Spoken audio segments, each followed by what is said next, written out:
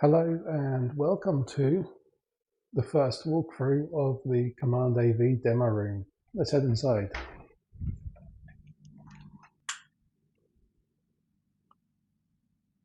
And here we are. First thing to note is the lighting isn't always this harsh. This is just the building lighting, which really I can't remove, but the actual lighting is a lot more ambiance friendly. Let's have a look. As you can see, one of the scenes I have pre-programmed is just to light up the wall washers and the LED tracks.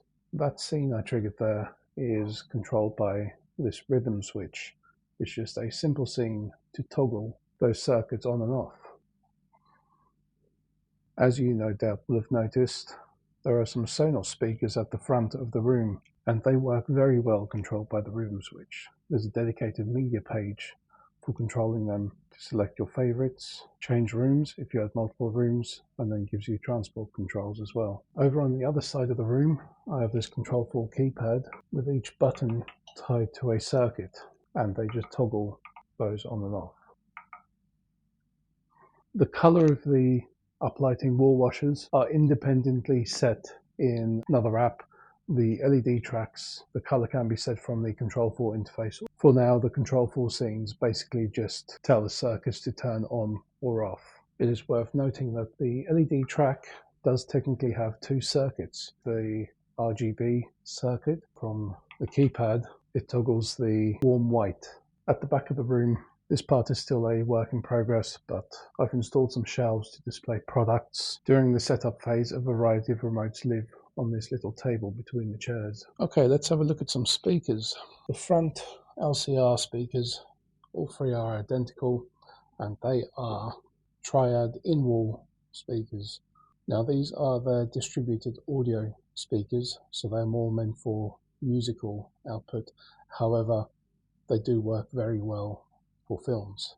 The surround speakers are on-wall units, so they are technically enclosed in cabinets which are mounted to the wall. That's what they look like. And these are SEAS speakers, that's spelled SEAS, a Norwegian manufacturer. And finally down here we have the subwoofer, which is technically an in-wall subwoofer that I have built a bespoke cabinet for. It is ported, so there's a port at the bottom, and it does have a grill that goes on there, but this keeps shaking itself loose and falling off, so it's staying off.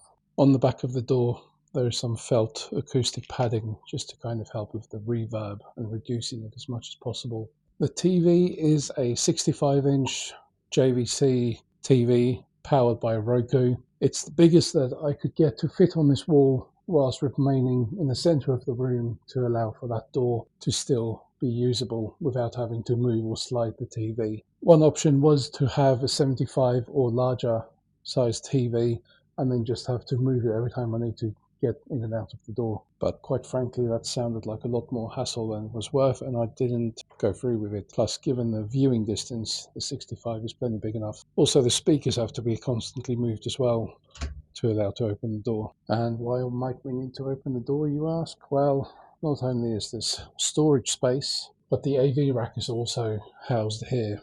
So at the bottom we have a Marantz receiver, an Episode stereo amp, which I'll show you in a minute what that's for. And we have a power control unit, or a PDU if you like, TP-Link, PoE switch, the Control4 Core 1 controller. This is a Veeam Pro streamer. Back there, hiding a bit, is an Android TV box. On top here we have an Xbox One.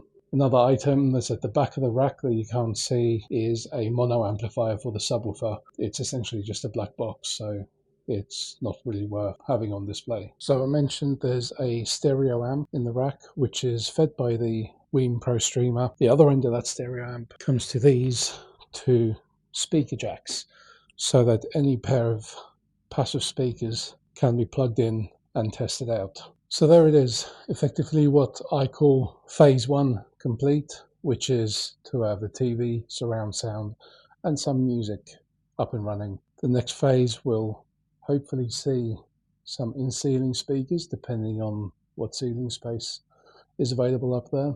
to have a 512 Atmos system, as well as some more acoustic treatment along the ceiling and in the corners and the back of the room. And then eventually, if I can find a projector that works with this room and the screen, to have a drop-down screen and projector at the back as a second viewing option. If I can make the space for it, some more seating, because just having 2 seats I don't think is quite enough.